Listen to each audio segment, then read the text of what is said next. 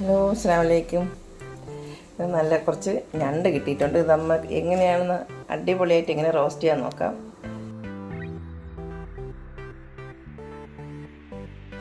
നല്ല വലുതും ചെറുതുമായിട്ട് കുറച്ചധികം ഞണ്ടുണ്ട്.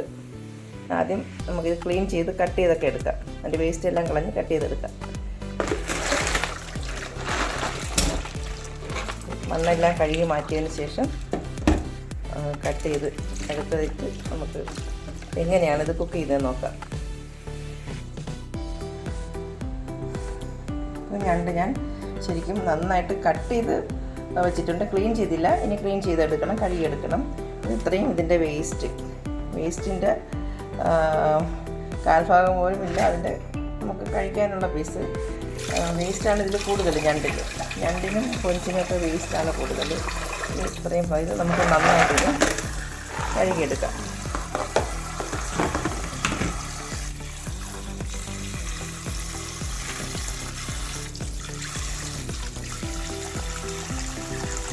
ഇനി നന്നായിട്ട് കഴുകിയതിന് ശേഷം നമുക്ക് ഇത് ചേർക്കാനുള്ളതെല്ലാം ചേർത്ത്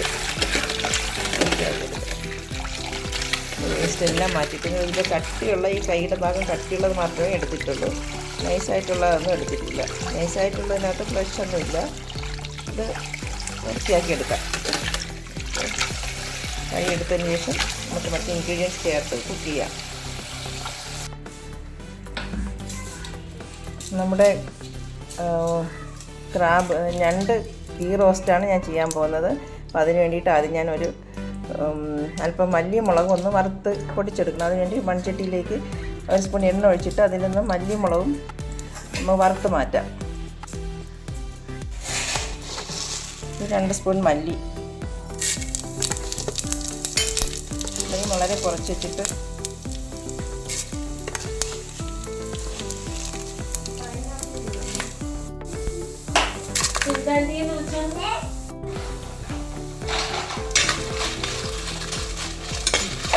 കാശ്മീരി മുളകും സാധാ വറ്റൽ മുളകും കൂടി ചേർത്തിട്ട് നമുക്കൊന്ന് വറുത്ത് മൂപ്പിച്ചെടുക്കാം. ഇതിനിപ്പം പട്ട പെരുംജീരകം കൂടി ചേർക്കാം.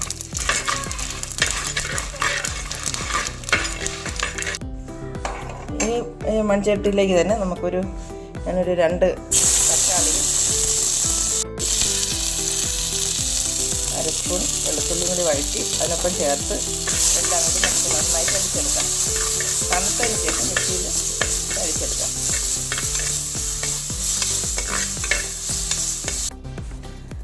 വറ്റൽ മുളകും മല്ലിയും നമ്മുടെ തക്കാളിയും വെളുത്തുള്ളിയും ഇഞ്ചിയും എല്ലാം കൂടി ഇപ്പോൾ വഴറ്റി ഞാൻ വെച്ചിട്ടുണ്ട്. ഇത് നന്നായിട്ട് തണുത്തതിന് ശേഷം നമുക്ക് മിക്സിയിലടിച്ച് ഇനി ഈ മൺചട്ടിയിൽ നമ്മൾ ഇതിൽ തന്നെയാണ് ഇനി ഗീ റോസ്റ്റ് ചെയ്യുന്നത്. അതിലേക്ക് ഞണ്ട് ഗീ റോസ്റ്റ് ചെയ്യുന്നത്. അപ്പോൾ അതിലേക്ക് അല്പം എണ്ണ ഒഴിച്ചതിന് ശേഷം നെയ്യ് ചേർക്കാം.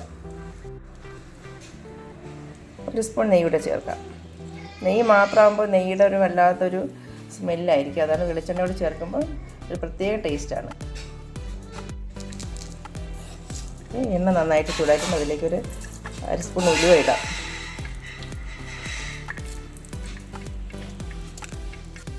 ഇതിപ്പോൾ തന്നെ കറിവേപ്പില ഇടാം. ചെറുതായിരുന്ന 2 സവാള,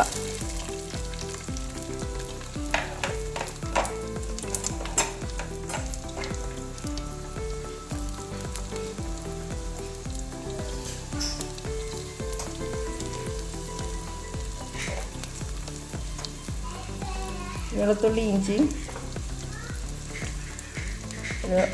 1 സ്പൂൺ വീതം വെളുത്തുള്ളിയും ഇഞ്ചിയും ചെറുതായിരുന്നത് നന്നായിട്ട് വഴറ്റാം.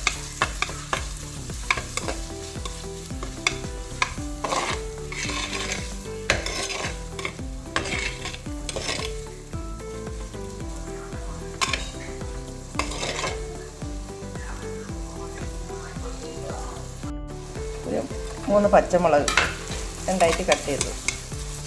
അതെങ്ങനെയാണെങ്കിലും നമുക്ക് ഇഷ്ടത്തിനനുസരിച്ച് കട്ട് ചെയ്തിടാം.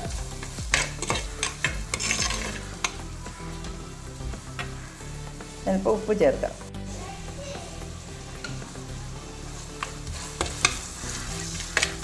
ഈ സവാളയെല്ലാം നന്നായിട്ട് ഗോൾഡൻ കളറിൽ അല്പം തീ ഒന്ന് ഫ്ലെയിം കൂട്ടിയിട്ട് നമ്മൾ കൈ എടുക്കാതെ പെട്ടെന്ന് വഴറ്റിയെടുത്താൽ മതി. ഈ വഴറ്റിയ ഉള്ളിലേക്ക് നമുക്ക് മിക്സിയിൽ അടിച്ചെടുത്ത തക്കാളി, വറ്റൽമുളക്, മല്ലി, മഞ്ഞൾപ്പൊടി കൂടെ ചേർത്ത് നന്നായിട്ട് അടിച്ചെടുത്തിട്ടുണ്ട്. ഇതിലേക്ക് ചേർത്ത് നന്നായിട്ട് വഴറ്റിയെടുക്കാം.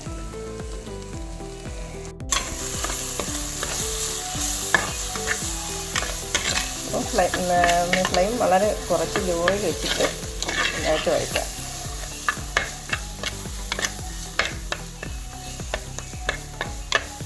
ഇതിപ്പോൾ നമ്മൾ വറ്റൽമുളകും മല്ലിയും തക്കാളിയും എല്ലാം വറുത്തെടുത്തതാണല്ലോ. അപ്പോൾ അതിൻ്റെ പച്ചമണം ഇങ്ങനെ മാറുന്നവരെ വെയിറ്റ് ചെയ്യേണ്ട.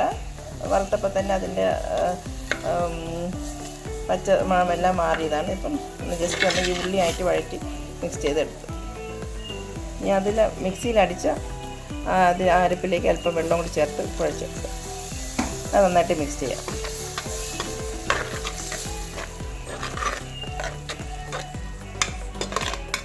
ഇതിലേക്ക് കഴുകി വച്ചേക്കുന്ന ക്രാബ്, ഞണ്ട് ഇതിലേക്കിടാം.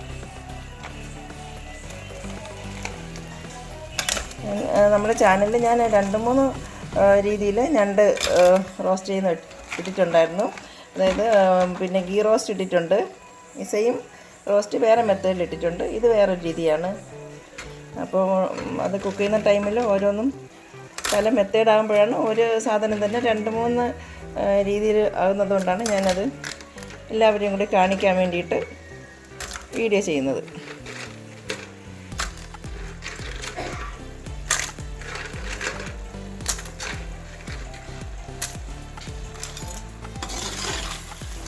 ഇത് നല്ല ടേസ്റ്റുള്ള ഒരുപാട് നല്ലൊരു റെസിപ്പിയാണിത്. പിന്നെ ഒരുപാട് കുക്ക് ചെയ്യാൻ ശരിക്കും ടൈമൊന്നും വേണ്ട. ഞണ്ട് പെട്ടെന്ന് വെന്ത് കിട്ടും. ഇതിനാവശ്യമുള്ള ഉപ്പ് ചേർക്കാം.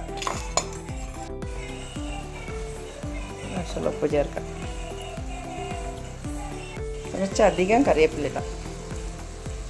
ഇനി കുരുമുളക് ഇട്ടിട്ടില്ല. ഇനി ഒരു 1/2 സ്പൂൺ കുരുമുളക് കൂടി ചേർക്കാം. ഇതെല്ലാം കഴുകി കട്ട് ചെയ്ത് വെച്ചാൽ നമുക്ക് ഒരു 10 മിനിറ്റ് പോലും വേണ്ട ഇത് വേവിച്ചെടുക്കാനായിട്ട്. കുരുമുളക് കൂടെ ഇട്ടിട്ട് നന്നായിട്ട് ഇത് വെന്ത് കിട്ടാൻ തന്നെ ശരിക്കും 10 മിനിറ്റ് തന്നെ മതി. പിന്നെ എല്ലാം കൂടി നമ്മൾ കട്ട് ചെയ്ത് വെച്ചേക്കുന്നതൊക്കെ വഴറ്റിയെടുക്കാൻ ആ ഒരു ടൈം പെട്ടെന്ന് റെഡിയാക്കി എടുക്കാൻ പറ്റുന്ന ഒരു റെസിപ്പിയാണിത്.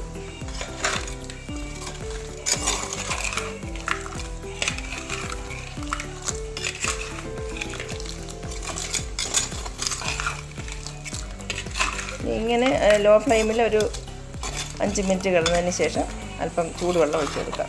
അപ്പോൾ ഇതിൽ നിന്ന് തന്നെ വെള്ളം വാർന്ന് വന്നിട്ട് ഇത് ആ വെള്ളം തന്നെ ഒരു ഹാഫ് കുക്കാവും.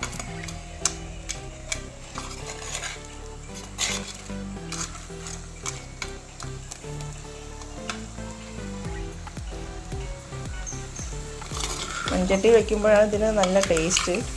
പിന്നെ സൂക്ഷിക്കണം, മൺചട്ടി ആവുന്നതുകൊണ്ട് ഇടയ്ക്കിടയ്ക്ക് ഒന്ന് ഇളക്കി കൊടുക്കണം.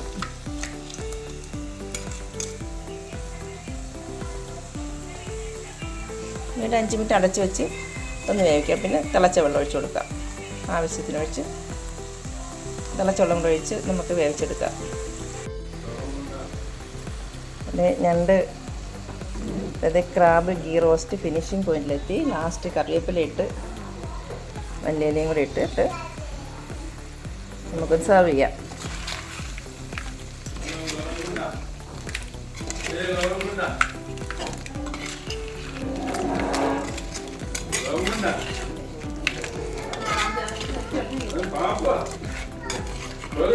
വളരെ ടേസ്റ്റിയായ ക്രാബ് ഗീ റോസ്റ്റ് റെഡി ആയിട്ടുണ്ട്.